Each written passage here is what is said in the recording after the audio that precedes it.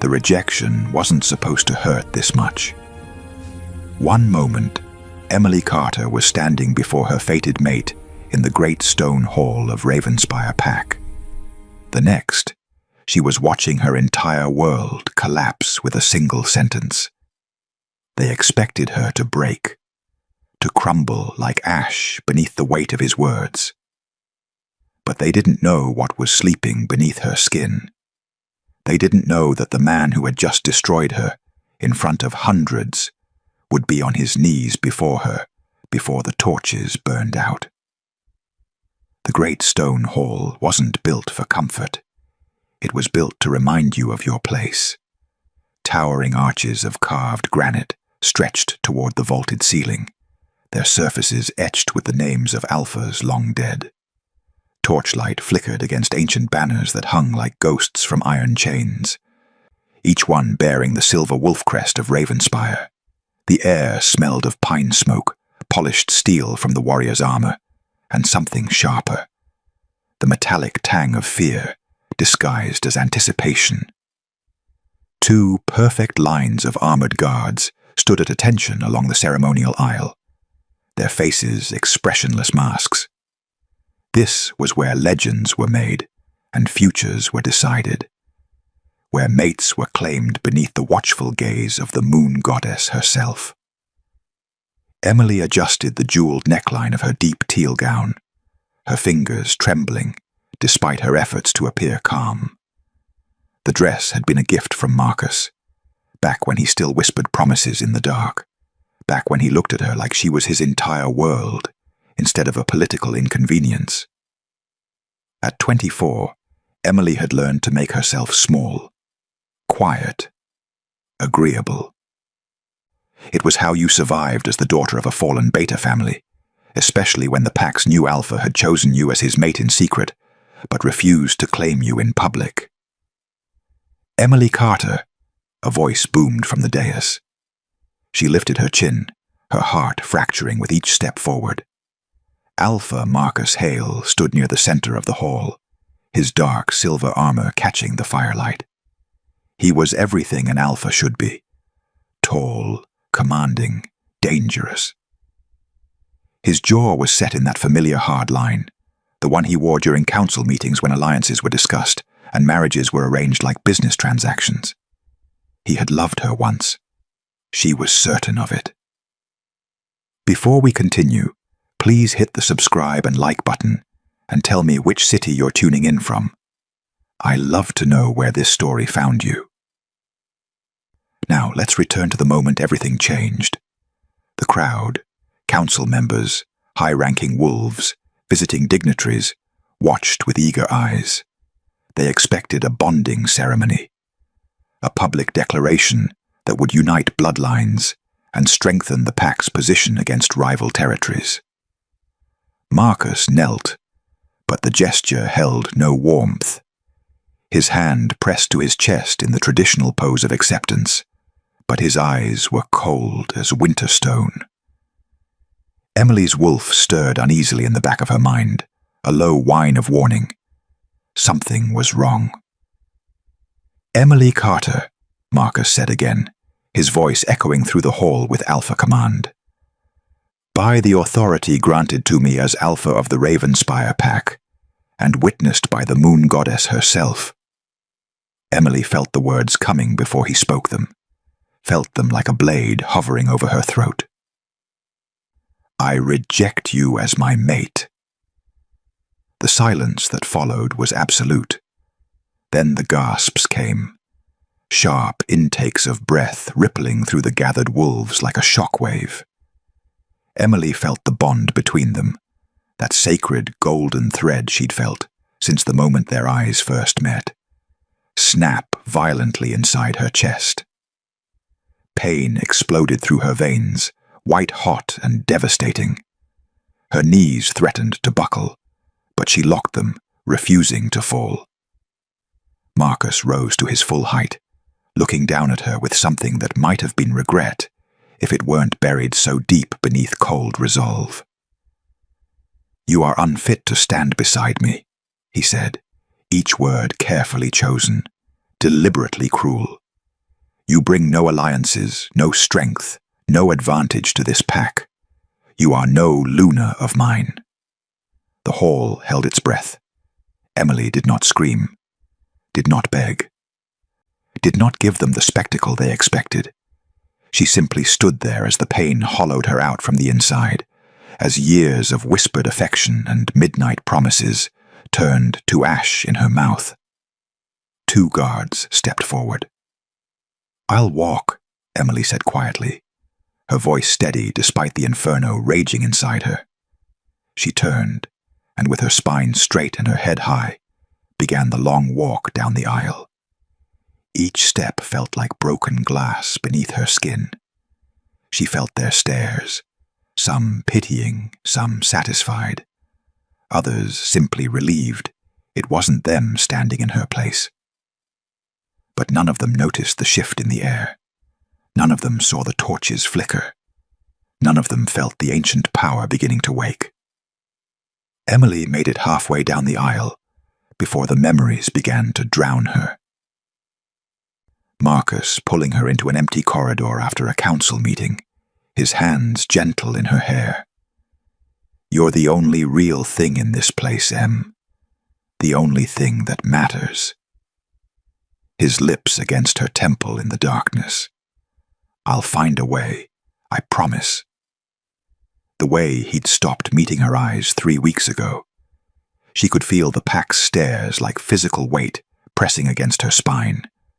Some faces held pity, the older wolves who remembered her father, who knew what her family had sacrificed for Ravenspire.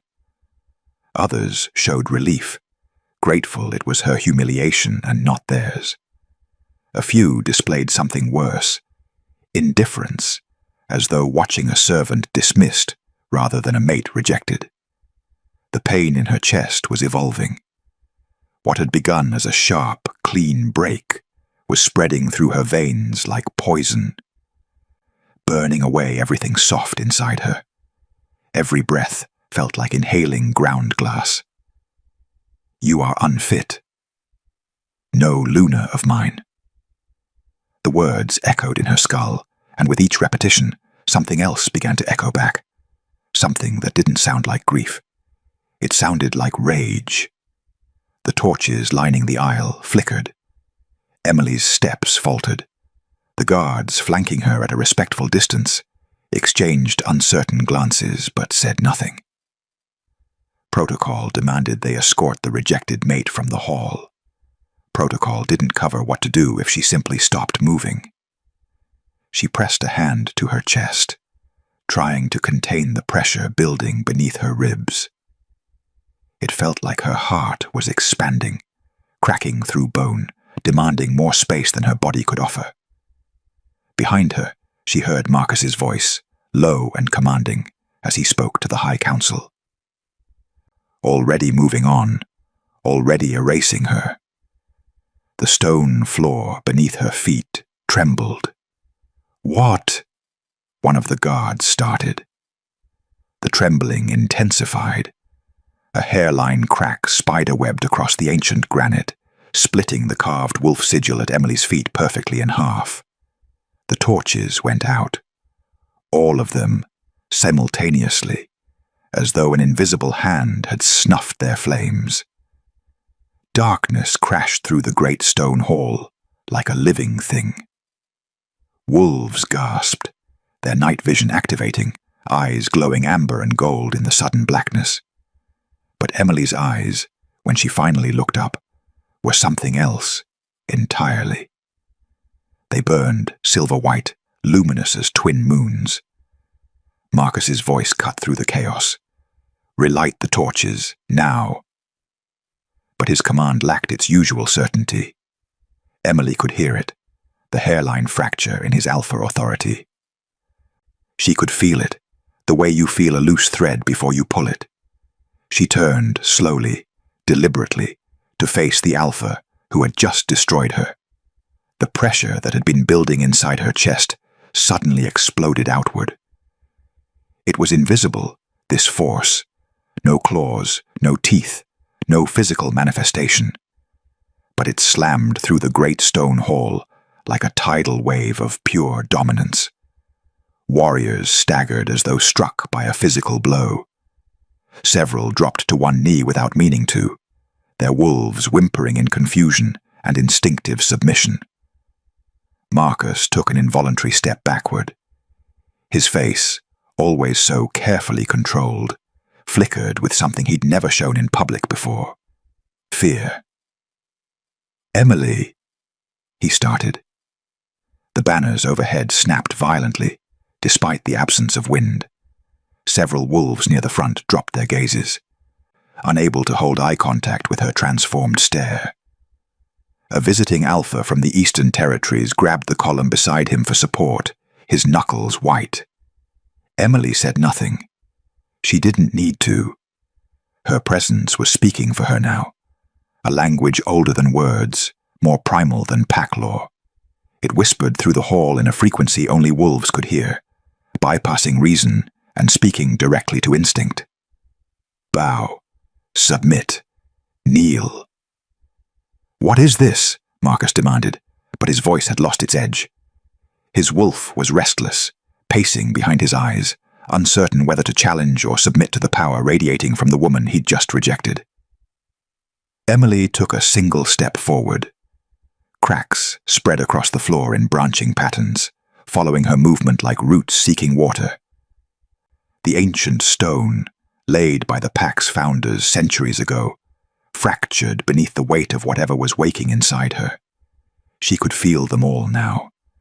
Every wolf in the hall, their hearts beating like drums, their wolves prowling just beneath their skin, their fear sharp and metallic on her tongue.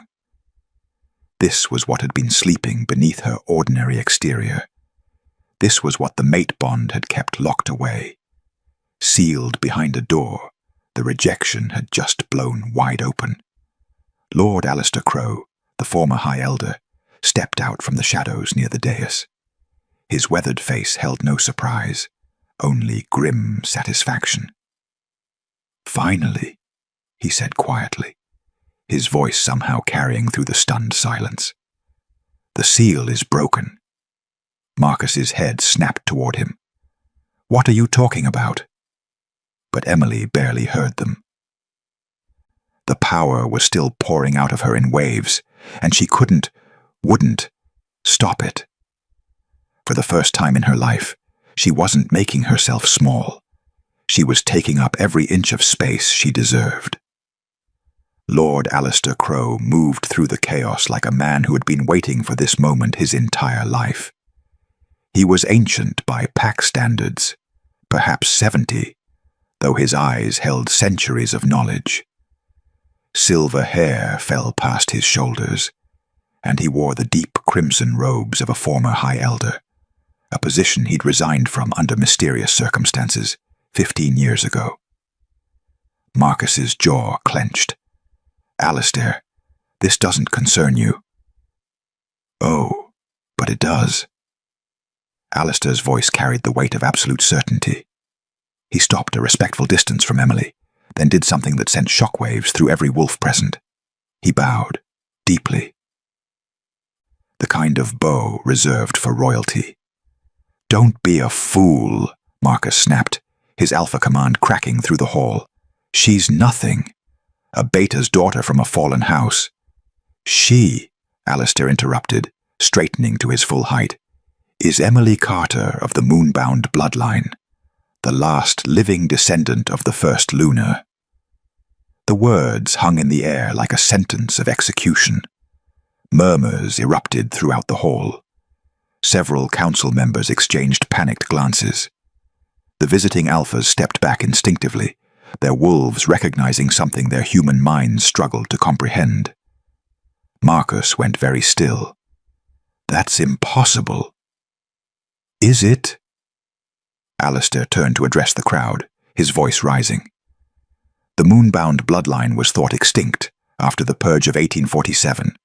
The rival packs hunted them systematically, terrified of their power.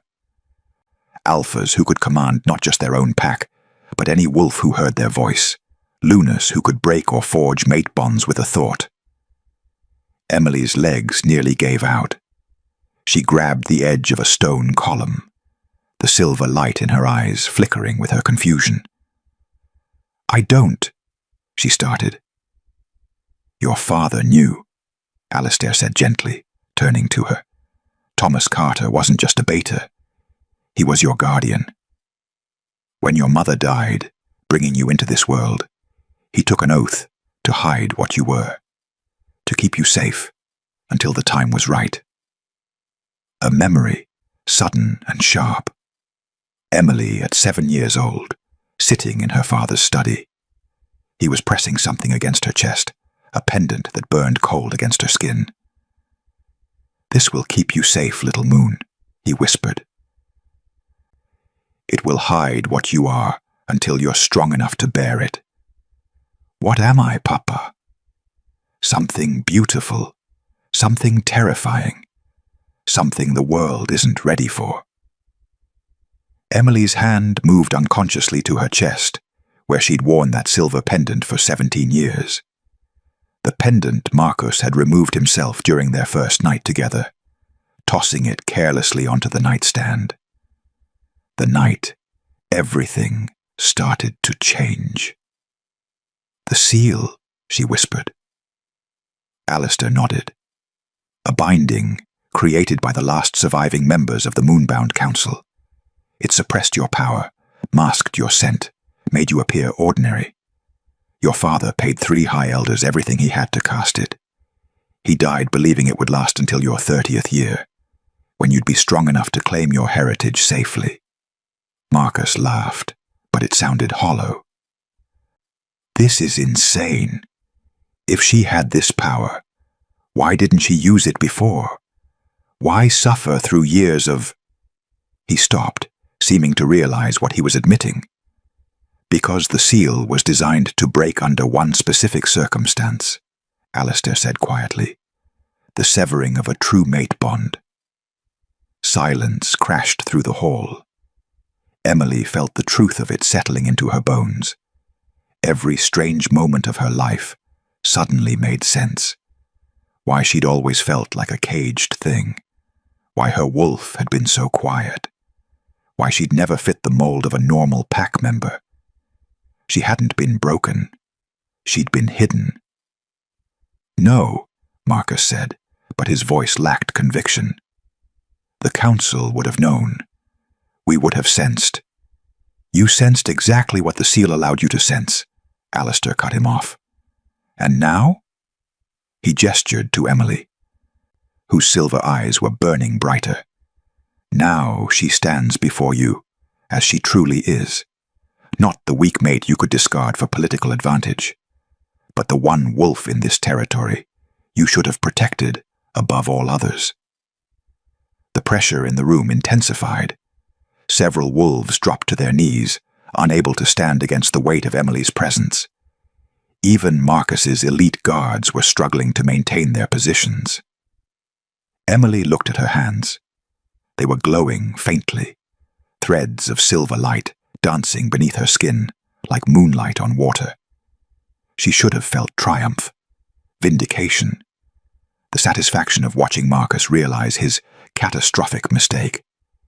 Instead, she felt only a strange, cold clarity. "How long have you known?" she asked Alistair. "Since the day your father brought you to Ravenspire," he admitted. "I helped cast the seal. I've been watching over you ever since." "Then why didn't you stop this?" Her voice cracked. "Why let him—" "Because the seal could only be broken one way," Alistair said sadly. "And because you needed to see him clearly, to understand that a man who would reject you for power would never be worthy of what you truly are." Marcus took a step forward, his hand extended. "Emily, I didn't know. You have to believe me. If I'd known—" The floor cracked beneath his feet, stopping him mid-sentence. Emily's eyes met his, and for the first time in their entire relationship, she saw herself reflected in his gaze, not as she'd been, but as she was, powerful, dangerous, unmistakable. "You rejected me when you thought I was nothing," she said softly. That's all I need to know. The great stone hall trembled as ancient power, no longer sealed, no longer hidden, finally broke free. Emily didn't make a conscious decision to use her power. It simply responded to her will, the way breath responds to lungs, the way a heart responds to pain. One moment Marcus was standing, hand extended in a plea for understanding. The next, an invisible force slammed into his chest like a physical blow. He staggered backward, his boots scraping against stone. Then his knees buckled. Marcus Hale, alpha of Ravenspire Pack, dropped to the ground as though strings holding him upright had been suddenly cut. His armored knees hit the granite with a resonant clang that echoed through the silent hall. "What?" he gasped, trying to rise. He couldn't.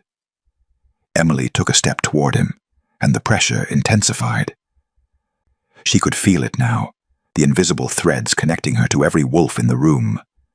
Marcus's thread burned brightest, pulled taut between them like a wire about to snap. She pulled. Marcus's spine bent forward against his will, his forehead nearly touching the floor. A sound escaped his throat, half growl, half whimper. His wolf, that massive, dominant beast that had ruled Ravenspire with an iron fist, was rolling over in submission inside his mind. "Emily, please." His voice cracked. "I can't. My wolf won't." "Won't what?" Emily's voice was quiet, but it carried through the hall like thunder. "Won't defy me? Won't pretend I'm beneath you?" Around them, the pack watched in stunned horror. Several wolves had collapsed to their knees in sympathy, their own wolves responding to the sheer dominance radiating from Emily. The visiting alphas pressed themselves against the walls, trying to make themselves as small as possible. This was impossible, unheard of. An alpha forced to submit in his own territory, before his own pack, by a woman he'd just rejected. Marcus's hands clawed at the stone floor, his entire body shaking with the effort of trying to rise. "The council," he managed. "They told me you were a liability, that your bloodline was too weak, that marrying you would make me appear soft. I had to choose between you and the pack's future." "You had to choose between me and your ambition," Emily corrected, her voice cutting through his excuses like a blade. "Tell the truth, Marcus. At least give me that." She moved closer, and with each step, the pressure increased. Sweat beaded on Marcus's forehead. His elite guards reached for their weapons instinctively, but Lord Alistair raised a hand, stopping them. "Touch her," Alistair warned, "and you'll be the ones on the floor." Emily crouched down, bringing herself eye level with the man who had whispered promises in the dark and destroyed her in the light. This close, she could see every micro-expression, the fear, the regret, the desperate calculation still happening behind his eyes. "Do you remember what you told me?" she asked softly. "6 months ago, in the garden behind the training grounds." Marcus's jaw clenched. He remembered. "You said I was your moon and stars," Emily continued, her voice steady despite the pain lacing every word. "You said that when you became alpha, everything would change. We'd face the council together. You'd make me your Luna no matter what they said." "I meant it." "You meant it when it was easy," she interrupted. "When it was secret. When loving me cost you nothing." She straightened, looking down at him with those burning silver eyes. "But the moment it became inconvenient, the moment choosing me meant sacrifice, you didn't hesitate. You threw me away like I was nothing." "That's not—" Marcus tried again to rise, his alpha pride warring with the supernatural force pinning him down. "If I had known what you were—" "There it is." Emily's laugh was bitter. "If you had known what I was. Not who, Not the person who loved you, who believed every lie you whispered, who would have stood beside you through anything. She shook her head.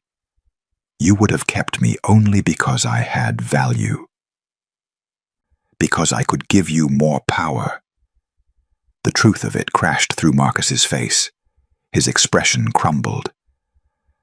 I was afraid, he admitted, his voice breaking.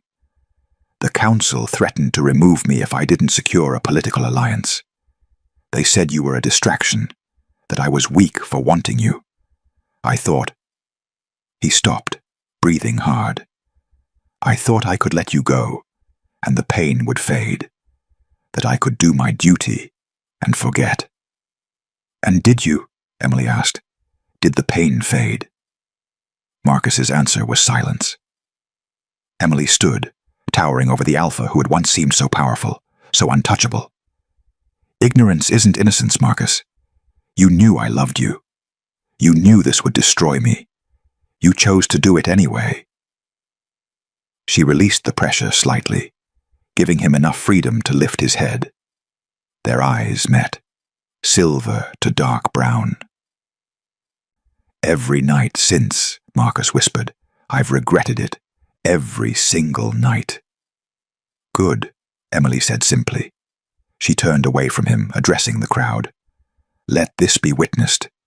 Your Alpha chose politics over his mate, chose power over loyalty. Her voice rose. And when faced with the consequences of that choice, he kneels.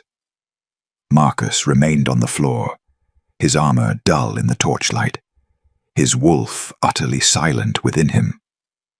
For the first time in Ravenspire's history, an Alpha had fallen. And everyone knew who had brought him down. Marcus's voice, when he finally spoke again, had lost all its commanding edge. Emily. He was still on his knees, his hands pressed flat against the stone. Please, let me fix this. She didn't turn around, didn't acknowledge him. The pack held its collective breath. I'll declare you Luna, Marcus continued, desperation bleeding into every word. Right now, before everyone. I'll tell the council to go to hell. He stopped, swallowing hard. I'll give you everything. Co-rulership, full authority over pack decisions. Your word will be law. Several council members shifted nervously. One opened his mouth to protest, but wisely closed it when Emily's silver eyes flickered in his direction. I'll exile them if you want, Marcus pressed on, his voice rising. Every council member who pressured me, every wolf who whispered against you. I'll burn every alliance they forced me to build. The Blackthorn Treaty, the Eastern Territories, all of it, gone. Just say the word. He was offering her the world, power, vengeance, everything she might have dreamed of in those long, painful nights after he'd started avoiding her eyes. Emily finally turned. The pressure holding Marcus down eased slightly, not released, but loosened. He gasped, able to breathe fully for the first time in minutes. Hope flashed across his face like lightning. She walked toward him slowly, her teal gown whispering against the cracked stone. When she reached him, she didn't crouch down. She remained standing, looking down at the man who had once seemed so far above her. You're offering me power, she said quietly, because you're terrified of me. Marcus flinched. That's not. You're offering me a throne, she continued, because I forced you to your knees, because your wolf submitted to mine, because every wolf in this hall just watched you break. She gestured to the assembled pack. Some faces showed satisfaction at seeing their Alpha humbled. Others displayed confusion, their loyalty fracturing between the leader they'd known and the force of nature standing before them. A few looked at Emily with something new in their eyes. Not pity, not indifference. Recognition. 3 days ago, Emily said, her voice carrying to every corner of the hall, I would have given anything to hear you say these words. I would have forgiven you, believed you, stood beside you, despite everything. Marcus's expression crumbled with relief. Then, "But that was when you had a choice," Emily finished. "When you could have chosen me because you loved me, not because you feared what I could do to you." She released the pressure completely. Marcus lurched to his feet, his legs shaking, his armor rattling. He reached for her hand. "Emily, I do love you. I never stopped." She stepped back, and he froze as though she'd struck him. "You love what I am now," she said. "You love my power, my bloodline, the fact that I could make you the most powerful alpha in the territory." Her voice dropped. "But you didn't love who I was. The girl who brought you coffee during late council meetings, who listened to your fears about leading the pack, who loved you when you were just Marcus, not Alpha Hale. That's not fair." "Fair?" Emily's laugh was sharp. "You rejected me in front of hundreds of wolves. You called me unfit. You destroyed a sacred bond to secure a political marriage. And now you want to talk about fair." Marcus's hands clenched into fists at his sides. "What do you want me to say? That I was wrong? I was wrong. That I was weak? I was weak. That I destroyed the best thing in my life for power I didn't even want?" His voice cracked. "I'm saying it. All of it. In front of everyone." "I know you are," Emily said gently. "But you're saying it because you have no choice. Because I'm standing here with power you can't fight. Because your wolf has already submitted to mine." She shook her head. "That's not love, Marcus. That's survival." She turned to face the pack, her voice rising with absolute clarity. "I don't want a throne built on cruelty," she declared. "I don't want loyalty given out of fear. I don't want to stand beside a man who only sees my worth when it terrifies him." She looked back at Marcus one final time. "You rejected me as your mate before this pack," she said, each word deliberate and final. "So hear my answer now, witnessed by the moon and every wolf present." The silver light around her flared, bright enough that several wolves shielded their eyes. "I reject you as my alpha." The great stone hall shook. It wasn't metaphorical. The ancient structure trembled down to its foundations, centuries-old stone groaning under the weight of a power it hadn't felt since the first Luna walked its halls. Dust rained from the ceiling. Several banners tore free from their chains, falling like wounded birds.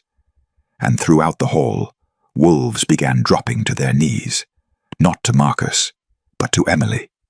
Not all of them, not even most, but enough. Enough that everyone understood what was happening. The pack's loyalty was fracturing, shifting, realigning itself around a new center of power. Marcus stood alone in the middle of the hall, no longer forced down by supernatural power, but brought low by something worse. The realization that everything he'd sacrificed Emily for was slipping through his fingers like water. Emily walked past him without another word. The crowd parted instinctively, creating a path to the massive oak doors. No one tried to stop her. No one dared. Lord Alistair fell into step beside her, his crimson robe sweeping the floor. "Where will you go?" he asked quietly. "Away," Emily said. "I need to think, to understand what I am without this place defining me." The doors swung open, revealing the night beyond. Moonlight poured through, silver and clean, washing away the smoke and shadows of the hall.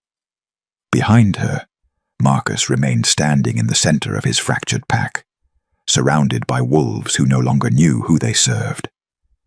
Emily stepped through the doors and into the night, leaving Ravenspire Pack to decide its own fate. For the first time in her life, she was walking towards something instead of away from it. toward herself. The great stone hall emptied in chaos.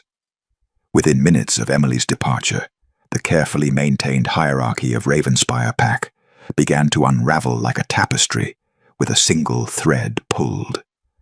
Wolves clustered in groups, their voices rising in heated debate. Some defended Marcus, citing his years of strong leadership and the impossible position the council had put him in. Others spoke in hushed, reverent tones about what they'd witnessed: the silver eyes, the ancient power, the way their wolves had instinctively submitted. High Elder Cornelius Blackwell, head of the council, attempted to call for order. "This changes nothing," he announced from the dais, his voice strained.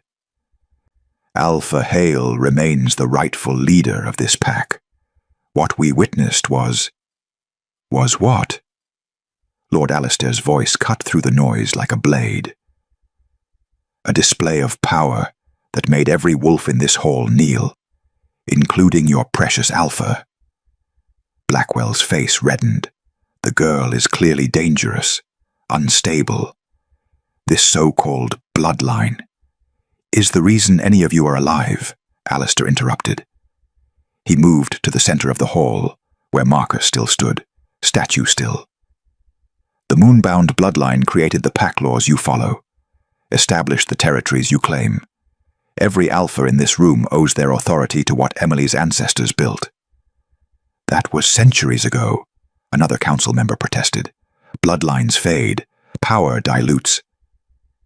"Does she look diluted to you?" Alistair's voice dripped with contempt.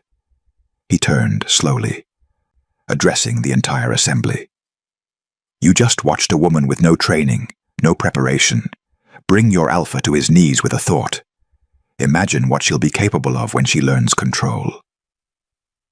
The hall fell silent.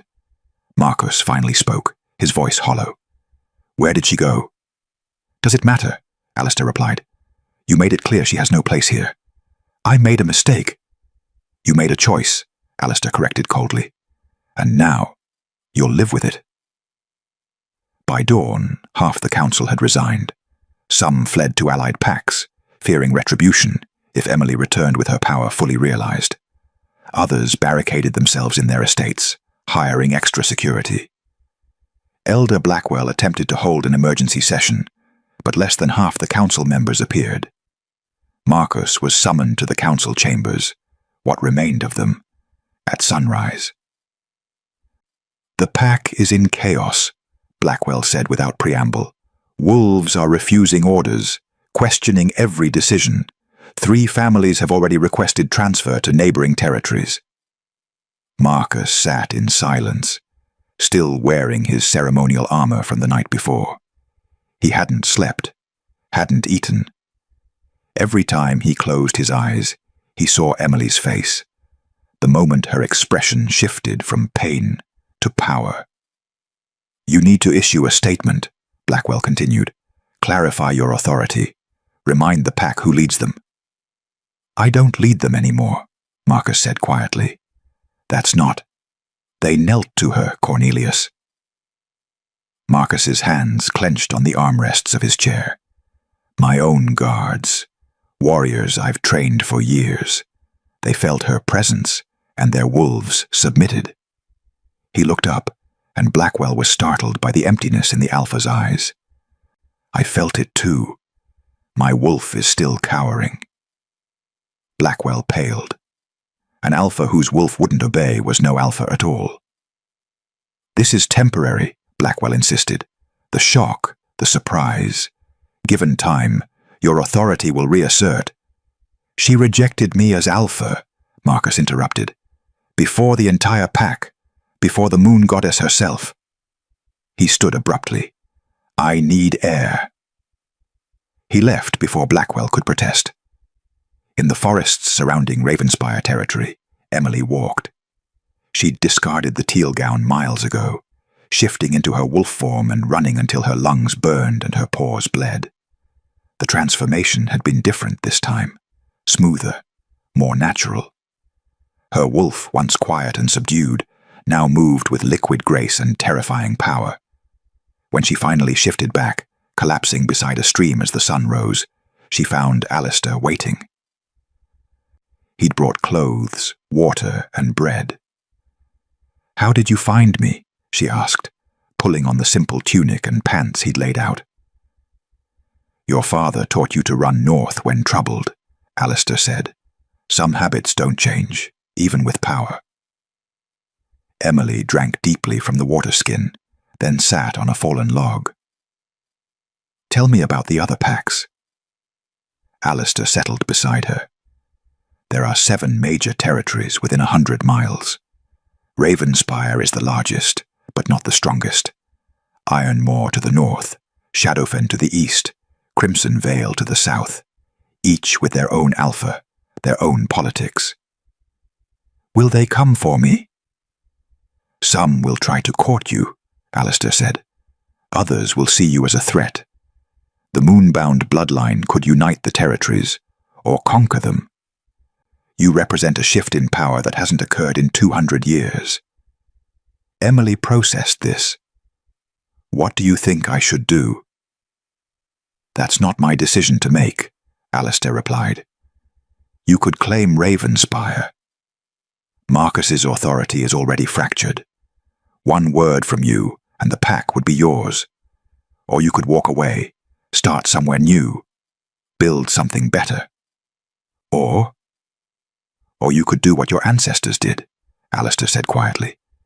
"Unite the territories, not through conquest, but through something the packs haven't seen in generations. True leadership." Back at Ravenspire, the reckoning was beginning. Wolves gathered in the training grounds, their voices rising in organized protest. Warriors who had served Marcus loyally for years now demanded answers. Why had he hidden Emily's true nature? Why had he rejected her so publicly, so cruelly? What right did he have to lead them after his own wolf had submitted? Captain Helena Ward, Marcus's second-in-command, stepped forward. "The pack demands accountability," she announced. "We demand truth.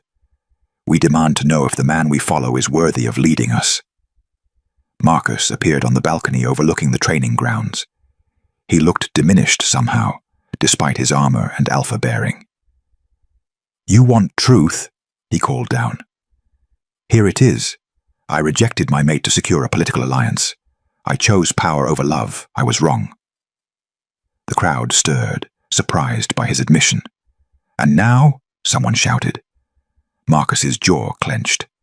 "Now, I will do whatever it takes to make this right, even if that means stepping down." The words hung in the air like a death sentence. Helena's voice rang out clear. "Then the pack demands a reckoning. 7 days from now, you will face judgment for your actions. And this time, we will all bear witness to whether you deserve to remain Alpha of Ravenspire." Emily spent 6 days in the wilderness, learning what it meant to be more than human, more than wolf, more than the girl who'd scrubbed floors and whispered love in the dark. Lord Alistair had led her to an ancient clearing deep in the northern woods, a place where moonlight fell like liquid silver even during the day, where the ground itself hummed with old magic. Here, he taught her what her father had meant to teach her over decades, compressed into days of grueling practice. "Control isn't suppression," Alistair explained on the second day, after Emily had accidentally shattered 3 oak trees with a burst of unfocused power. "It's direction. Your power responds to emotion, yes, but also to intention." Emily closed her eyes, breathing slowly. She could feel the threads now, invisible connections to every living thing around her. Birds in the trees, deer at the stream, wolves running through distant territories, each one a point of light in her consciousness. "Focus on one," Alistair instructed. She chose a sparrow perched on a nearby branch. Gently, she extended her awareness toward it, not commanding, but inviting. The bird cocked its head, then flew down to land on her outstretched palm, Better, Alistair said. Force creates resistance. Invitation creates loyalty.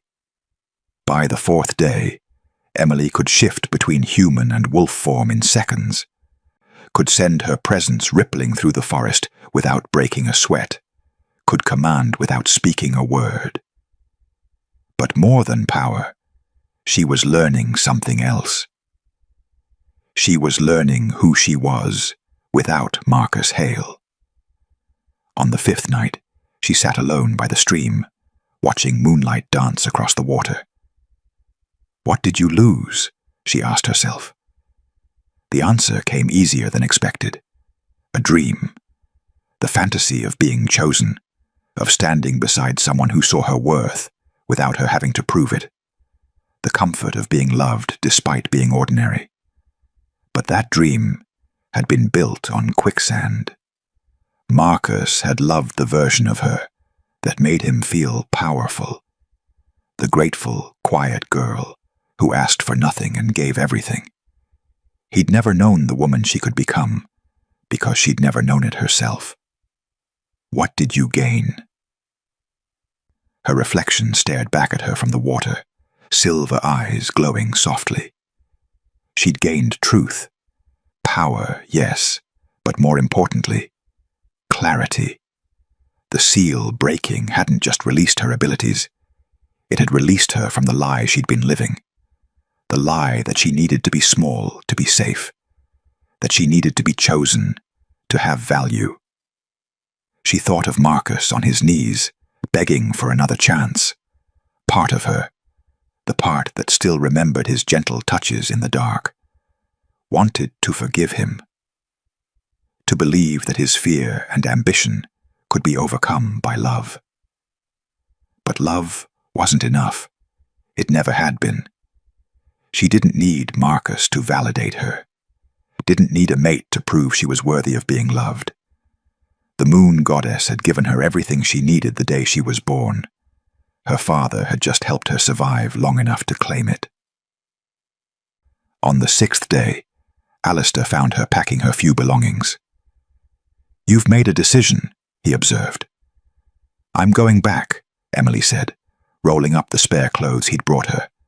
To reclaim your place as Luna. No. She secured the pack and stood, facing her mentor. To give Ravenspire what it actually needs. Which is a future that isn't built on fear and political marriages, Emily said. A pack where strength doesn't mean cruelty, where loyalty isn't bought with threats and alliances. She looked toward the south, where Ravenspire's territory began. My ancestors created the pack laws. Maybe it's time someone from that bloodline reminded everyone what those laws were meant to protect. Alistair's weathered face broke into a smile. Your father would be proud. My father sacrificed everything to keep me safe, Emily said quietly. The least I can do is make that sacrifice mean something.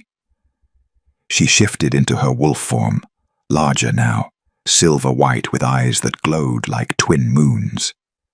Alistair watched as she stretched, testing her muscles, preparing for the run back. What will you do about Marcus? He asked.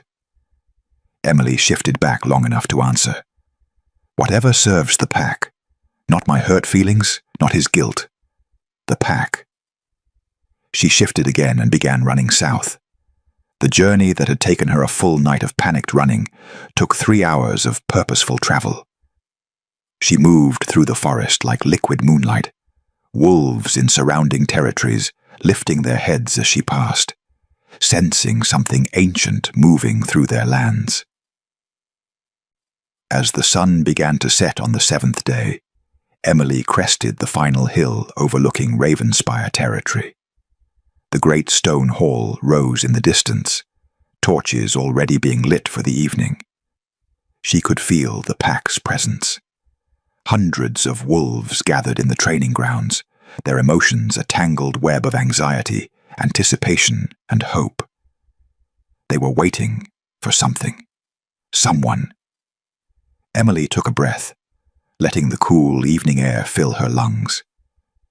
She thought of the girl who'd walked down that aisle 6 days ago, heartbroken, humiliated, believing she was nothing. That girl was gone. In her place stood something the world hadn't seen in 2 centuries. A true alpha of the moonbound bloodline, walking toward her destiny not out of revenge or ambition, but out of something far more dangerous. Choice. She began her descent toward Ravenspire, each step deliberate and sure. The moon rose behind her, full and bright, casting her shadow long across the valley below. Tomorrow, Marcus would face his reckoning. Tonight, Emily Carter would decide what that reckoning meant. Not as a rejected mate seeking vengeance, but as a leader who understood that true power wasn't about making others kneel. It was about giving them a reason to stand. The training grounds of Ravenspire had never held so many wolves. Every member of the pack, from the highest-ranking warriors to the kitchen staff, had gathered in concentric circles around the central platform. Torches burned in iron braziers, casting dancing shadows across hundreds of faces.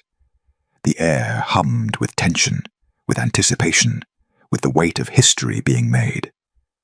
Marcus stood alone on the platform, no longer in his ceremonial armor. He wore simple leather and linen, the clothes of a common wolf.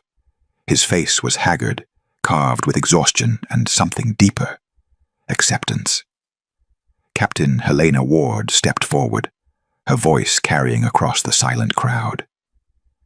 7 days ago, Alpha Marcus Hale rejected his fated mate before this pack. In doing so, he revealed truths long hidden and fractured the trust between leader and led. She paused. Tonight, we gather to render judgment. Does he remain Alpha of Ravenspire, or does his failure demand consequence? The crowd murmured, wolves exchanging glances. Before we proceed, Helena continued, there is one voice that must be heard. She turned toward the edge of the crowd, where the throng was beginning to part. Emily walked through the opening pathway, her silver eyes glowing softly in the torchlight. She wore not a gown, but a warrior's tunic in deep gray, her chestnut hair loose around her shoulders. She moved with purpose, with grace, with the kind of quiet authority that needed no announcement. Wolves dropped to one knee as she passed, not from compulsion this time, but from respect. Marcus's breath caught when he saw her. His hand moved instinctively toward his chest, as if reaching for a bond that was no longer there. Emily climbed the platform steps, but she didn't look at Marcus. Not yet. She turned to face the assembled pack. I am Emily Carter, she said, her voice clear and strong, daughter of Thomas Carter, last of the moonbound bloodline. And I am here not to claim what was taken from me, but to give back what Ravenspire has lost. The crowd leaned forward, hanging on every word. For too long. This pack has been ruled by fear, Emily continued. Fear of appearing weak, fear of losing alliances, fear of choosing heart over politics. She finally turned to Marcus. And that fear created a leader who sacrificed love for power and lost both. Marcus flinched but held her gaze. I won't lie to you, Emily said, addressing everyone again. What Marcus did hurt me, broke me, but it also freed me, showed me that I was never weak. I was just hidden. She paused. The question you're here to answer tonight isn't whether he hurt me. It's whether he can still lead you. She stepped aside, giving Marcus the floor. He stood slowly, facing his pack with empty hands. I failed you, Marcus said simply. Not just Emily. All of you. His voice was rough but steady. I let the council tell me that alliances mattered more than integrity. That strength meant hiding vulnerability, that a good leader sacrifices everything, including his soul, for the pack's benefit. Several council members shifted uncomfortably in the crowd. But true strength, Marcus continued, isn't about domination. It's about knowing when to admit you're wrong, when to step aside, when to let someone better lead. He turned to Emily. I don't deserve forgiveness. I don't deserve a second chance. But this pack deserves better than a broken alpha who can't trust his own heart. Elder Blackwell pushed forward from the crowd. This is unnecessary dramatics. One mistake doesn't erase years of strong leadership. One mistake? Emily's voice cut through the air like a blade. She descended the platform, walking directly to Blackwell. Tell them about the council meetings. The ones where you pressured Marcus to reject me, where you threatened to remove him if he didn't secure the Blackthorn alliance. Blackwell's face went pale. Tell them, Emily pressed, how you've been manipulating alpha decisions for 15 years. Since my father refused to let you experiment with moonbound artifacts you claimed didn't exist. The crowd erupted in angry murmurs. That's a lie. Is it? Lord Alistair stepped forward, holding a leather-bound journal. Because Thomas Carter kept meticulous records of every conversation, every threat, every attempt to undermine him. He opened the book. Shall I read them aloud? Blackwell looked wildly between Emily and Alistair, then bolted. He made it 3 steps before Captain Helena's hand clamped down on his shoulder. You'll stay for the full accounting, she said coldly. Emily returned to the platform, but this time she stood beside Marcus, not opposite him. Your alpha made a terrible choice, she told the pack. But he made it under impossible pressure from wolves who valued gold over goodness. That doesn't excuse what he did, but it explains it. She raised her voice. I call for the immediate removal of Elders Cornelius Blackwell, Magnus Thorne, and Victoria Sterling from the High Council for corruption and manipulation of Alpha authority. The crowd roared approval. And I call for Marcus Hale to step down as Alpha, Emily continued. Silence crashed through the training grounds. Marcus's shoulders sagged, but he nodded. I accept. Not as punishment, Emily interrupted, but as evolution. This pack needs new leadership, a council that serves wolves, not politics, laws that protect the vulnerable, not just the powerful. She turned to Captain Helena. I name Helena Ward as Transitional Alpha until a proper election can be held, one where every wolf, regardless of rank, has a voice. Helena's eyes widened. Emily, You've served with honor, led with integrity, and you've never sacrificed your principles for convenience. Emily smiled. You're exactly what Ravenspire needs. The pack erupted in cheers. Emily finally turned to Marcus, and for the first time since entering the grounds, she truly looked at him. Not with anger or pain, but with something quieter, understanding. I forgive you, she said softly, meant only for him. Marcus's eyes filled. Emily, not because you deserve it, she continued, but because I deserve peace, and I can't carry this anger into whatever comes next. What comes next? He asked hoarsely. For you? Redemption, if you choose it. Rebuild yourself. Learn what it means to lead with heart instead of fear. She stepped back. For me, something bigger than Ravenspire. The other packs need to see what real leadership looks like.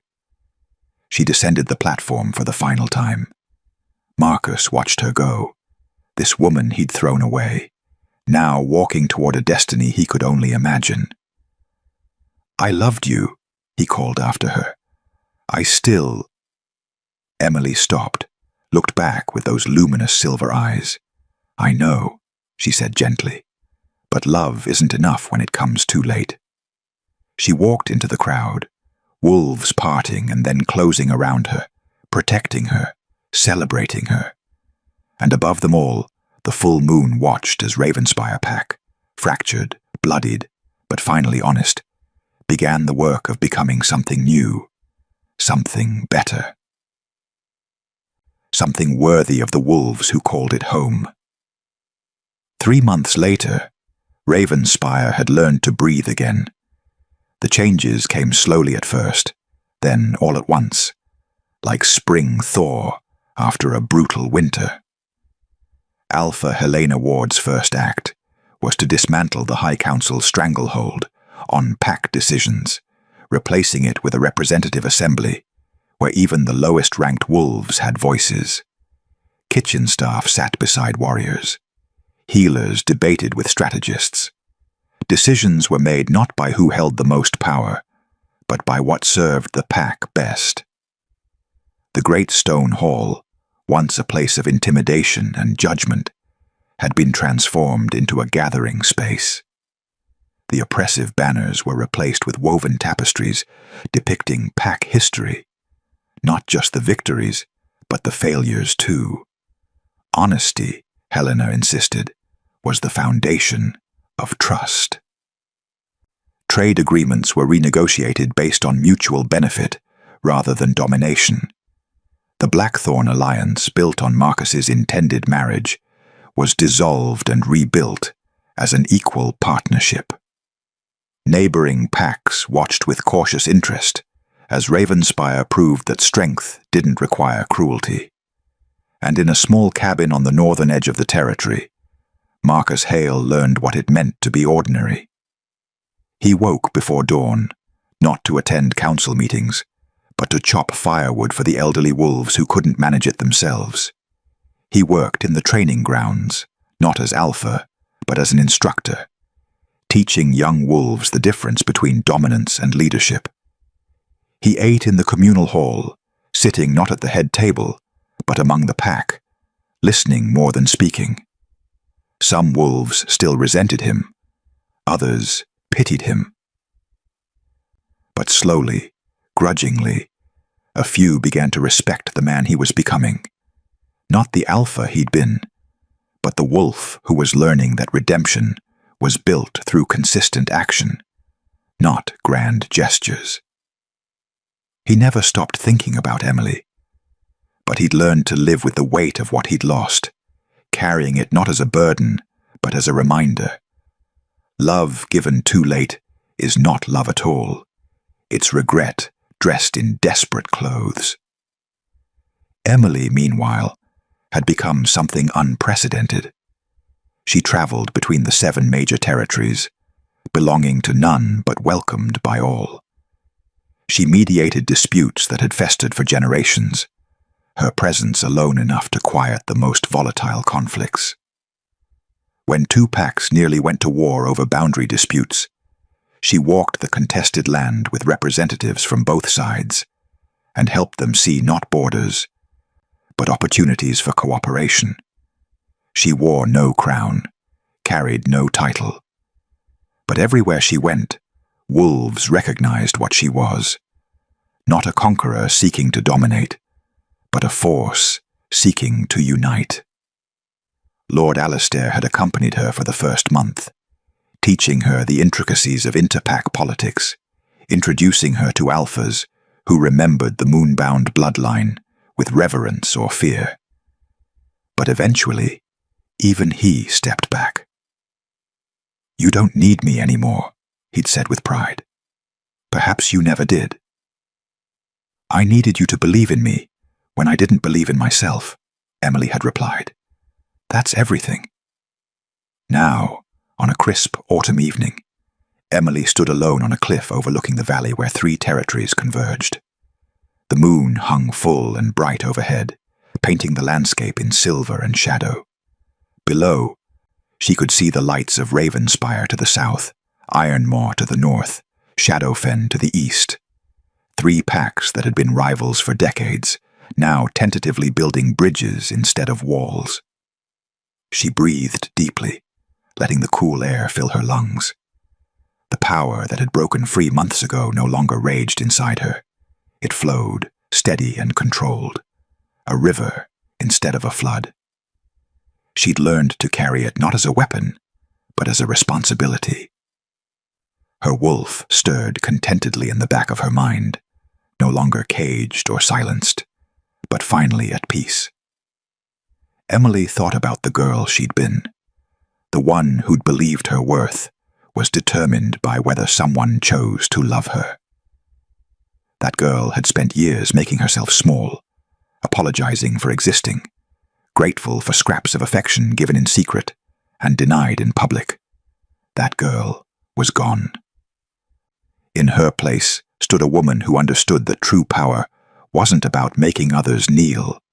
It wasn't about revenge or domination or proving your worth to people who refused to see it. True power was knowing your value didn't depend on anyone's recognition. True power was choosing yourself first and the world second. True power was walking away from love offered too late, because you'd learned that real love, the kind worth having, never required you to beg for it. A sound behind her made Emily turn. A young wolf from Shadowfen approached cautiously, a message tied to her wrist. "Alpha Cassian requests your presence at the Territorial Summit next week," the messenger said. "He says the packs need a neutral voice to chair the negotiations." Emily smiled. "Tell him I'll be there." The messenger bowed, not out of fear, but respect, and departed. Emily turned back to the view, to the moonlight spilling across 3 territories, learning to coexist, to the future she was helping build, not through force, but through presence. She thought briefly of Marcus, wondered if he was looking at the same moon, carrying the same regrets. Part of her hoped he'd found peace. A smaller part, the one that still remembered how his laugh sounded in the dark, hoped he hadn't forgotten the cost of his choices. But mostly, she hoped for herself. For the life she was building, not as someone's mate or someone's Luna, but as Emily Carter, daughter of a guardian, heir to an ancient bloodline, and a woman who'd learned that being chosen was nothing compared to choosing yourself. The moon reached its zenith, and Emily closed her eyes, feeling its light wash over her like a blessing. She'd been rejected before her pack, humiliated before hundreds, broken by the man she'd loved. And from those ashes, she'd become something the world hadn't seen in centuries. Not a queen with a crown, but a force that needed no throne to reshape the world. Above her, the moon goddess watched her descendant stand tall and unbroken. And if the moon seemed to shine just a little brighter over that particular cliff, well, some blessings don't need witnesses to be real. The end. True power is knowing your worth without needing anyone to confirm it. Real love never asks you to shrink yourself to fit someone else's fear. If this story resonated with you, I'd love to hear which moment hit hardest in the comments below.